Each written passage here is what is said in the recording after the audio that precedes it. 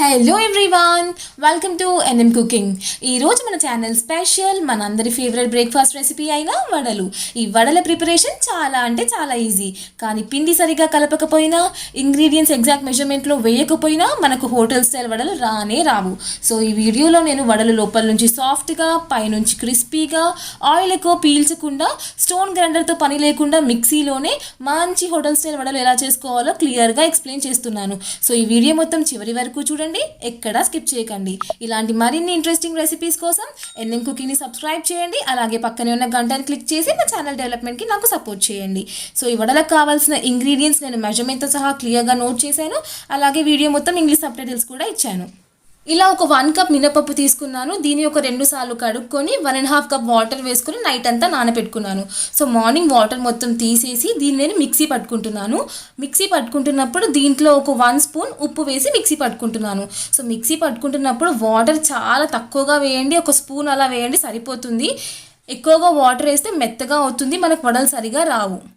అలాగే మినపప్పుని కూడా అట్లీస్ట్ ఒక 7 నుంచి 8 గంటల వరకు నానబెట్టుకోవాలి. అలా అయితేనే పర్ఫెక్ట్ వడలు వస్తాయి. నెక్స్ట్ నేను దీంట్లో ఒక pinch of baking soda, cut చేసి పెట్టుకున్న ఆనియన్, అలాగే కొత్తిమీర, పచ్చిమిరపకాయలు కూడా యాడ్ చేసుకొని కలుపుకుంటున్నాను. సో ఇలా మిక్స్ చేసుకోండి. ఇక్కడ పిండి టెక్స్చర్ అనేది కాస్త గట్టిగానే ఉండాలి, మరీ పలుచగా ఉంటే మనకు పర్ఫెక్ట్ వడలు రావు. నెక్స్ట్ నేను స్టవ్ ఆన్ చేసుకొని ప్యాన్ పెట్టుకున్నాను. ప్యాన్లో ఆయిల్ వేసుకొని ఆయిల్ డీప్ ఫ్రై కోసం అని రెడీ చేసుకుంటున్నాను. ఇంకా నేను వడలు ఒత్తుకుంటున్నాను. ఇలా వడలు ఒత్తుకున్నప్పుడు హ్యాండ్స్కి మాత్రం వాటర్ పెట్టుకోవడం మర్చిపోకండి. ఇలా హ్యాండ్స్కి వాటర్ పెట్టుకొని మనకు కావాల్సిన సైజులో ఇలా ముద్ద తీసుకొని, సో రౌండ్ రావడానికి నేను ట్యాప్ చేస్తున్నాను. ఇలా ట్యాప్ చేసి రౌండ్ వచ్చిన తర్వాత మధ్యలో హోల్ పెట్టుకుంటున్నాను. ఇలా కష్టంగా ఉందన్న వాళ్ళు ఏదైనా పాలిథిన్ కవర్ పైన కూడా ఇలా ముద్ద తీసుకొని రౌండ్ షేప్లో ఒత్తేసుకొని ఒక హోల్ పెట్టుకున్నా సరిపోతుంది.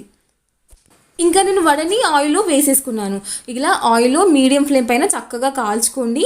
ఇది లోపల నుంచి సాఫ్ట్గా, పైనుంచి క్రిస్పీగా, ఆయిల్ కూడా చాలా తక్కువగా పట్టింది. ఎందుకంటే నేను సోడా అనేది తక్కువగా వేశాను. ఇలా సోడా తక్కువగా వేయడం వల్ల మనకు ఆయిల్ కూడా తక్కువగా పీల్చుకుంది.